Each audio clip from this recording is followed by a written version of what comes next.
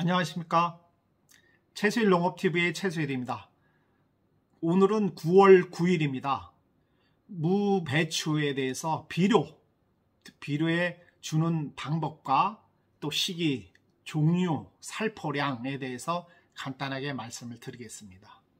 먼저 지금 포장에서는 무배추 심으신 지가 보통 2주 정도 지나셨을 겁니다. 이때 어떤 비료를 해야 되는지 고민하시는 분에 대해서 말씀을 올리겠습니다. 먼저 병충해에 대해서는 지금 굳이 약 사지 마시고요. 집에 보시면 약들 많지 않습니까? 텃밭 하시는 분들 또 보면 약이 많이 있으실 겁니다. 그 중에서 약을 한번 살충제 같은 경우에는 그 녹색이니까 한번 보시고 살균제랑 보셔서 고추에 썼던 어디에 썼던 이런 거 보셔서 한번 보시고 거기에 무배추에 해당되는 약재가 있으시면 굳이 사지 마시고 그걸 쓰세요. 그것도 하나의 아끼는 방법 중에 하나입니다. 보통 살충제 벼루잎벌레에서부터 순나방, 도둑나방 또는 그 여러 가지 해충들은 보통 7일 간격으로 3회 살포해 주시면 되겠고요. 같이 살포하실 때 살균제도 이렇게 보셔갖고 같이 섞어서 같이 2, 3회 칠 때 같이 사용하시면 됩니다. 그러면 바로 지금 9월 9일이니까 그 10월 달 되면서 벌레들은 온도차, 일교차가 커지기 때문에 병이라든가 또는 그 벌레가 이제 생기는 게 적어집니다. 그래서 그런 거 너무 걱정하지 마시고요.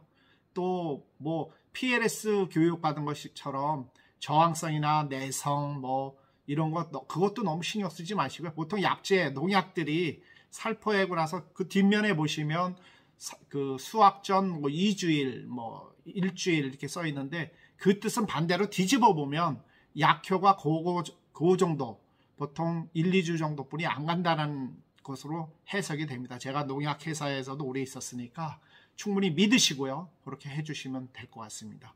그 벌레들은 하루에 그 일교차가 15도 넘어가면 움직이질 못합니다. 그래서 이왕이면 약재 칠 때 지난 교육에도 말씀드린 것처럼 언제 치라고요? 네, 오전에 치세요. 오전에 치시면 모든 벌레들 충들이 활동하는 게 매우 어렵습니다. 그때 쳐주셔야 도망가지 못하고 약재의 효과를 그대로 보실 수가 있습니다. 자, 간략하게 오늘은 우선 그 비료에 대해서 말씀드리기로 했으니까 말씀을 드리겠습니다. 우선 그 1차 추비라고 하는 거는 웃거름, 덧거름, 추가적으로 주는 비료 이렇게 해서 똑같은 내용이고요. 비료를 기본으로 노타리 칠 때 주지 않으셨다라고 하면 추비를 반드시 주시는데 보통 3회 정도까지 주셔도 됩니다. 보통 1차 추비 같은 경우에는 아시는 것처럼 300평 기준 잡으셔서 텃밭을 하시는 분은 300평당 2포 정도를 뿌려주시는데 그 포기와 포기 사이에 넣으실 때는 티스푼이라고 보면 농약이라든가 농약방이라든가 농협에서 구입하신 10g짜리 계량 스푼이 있습니다. 그게 10g짜리를 갖다가 이용을 하시고요.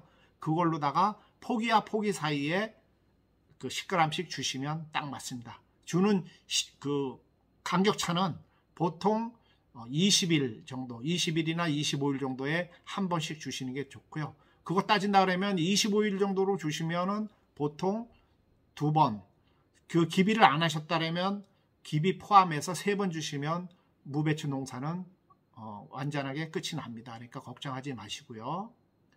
주는 시기는 300평 2포를 줘라.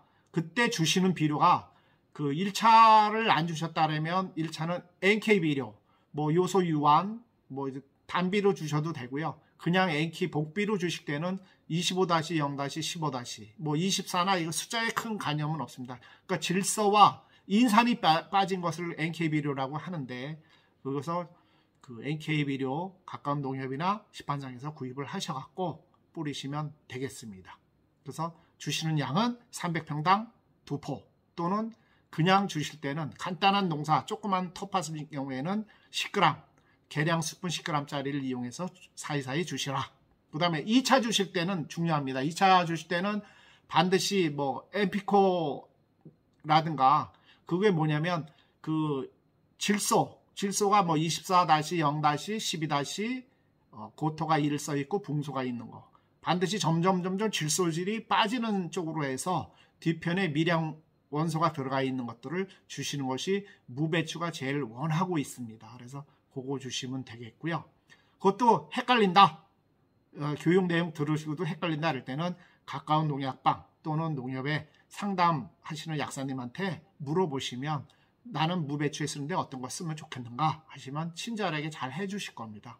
그래서 그렇게 주시는 양은 그렇게 주시고, 이 가을비가 한 번 올 때마다 질소고름 준 거나 마찬가지입니다.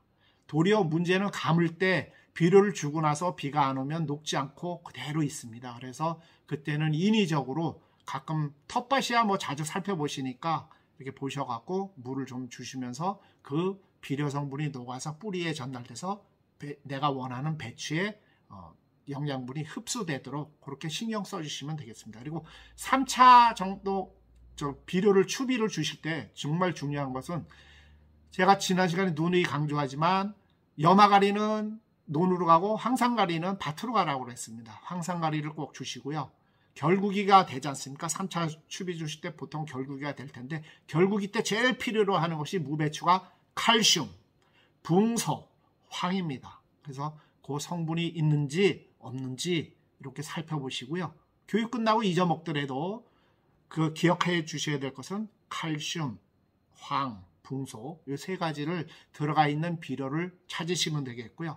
그것도 안 되겠다, 나는 비료 주는 것도 귀찮다, 아니면 힘들다 하시는 분은 바로 그때 쓰는 것이 연면12용 복합비료 영양제입니다.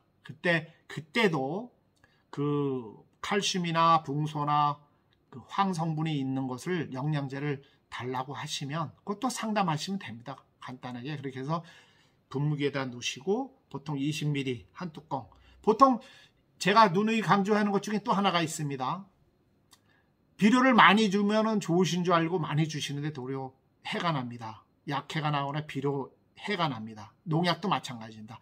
나올 때 등록하고 농약이라든가 영양제라든가 모든 게 나올 때 그 작물에 맞게끔 제일 좋은 함량, 그 분량, 양에 다 측정해서 나옵니다. 그러니까 너무 가유불급 너무 많이 줘서 문제하지 마시고요. 제가 또 강조하는 것이 모든 비료나 농약들을 사용할 때는 약간 모자르게 줘라.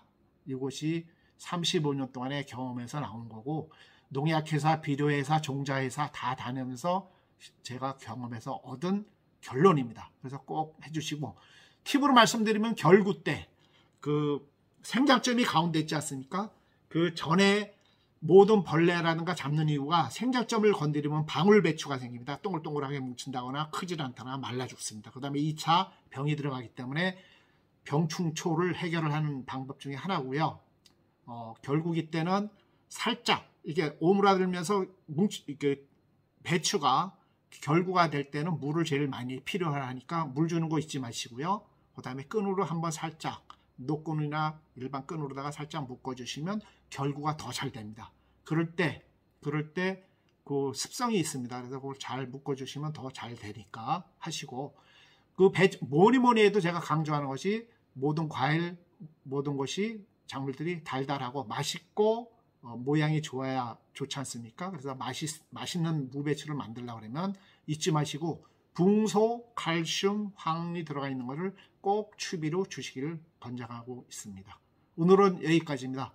최수일 농업TV 보시고 마음에 드셨다면 구독 부탁드리고요. 좋아요, 알람 부탁드리겠습니다. 그래서 이웃에게 보내주시고요. 감사합니다. 오늘은 여기까지. 농부 여러분 힘내십시오. 화이팅!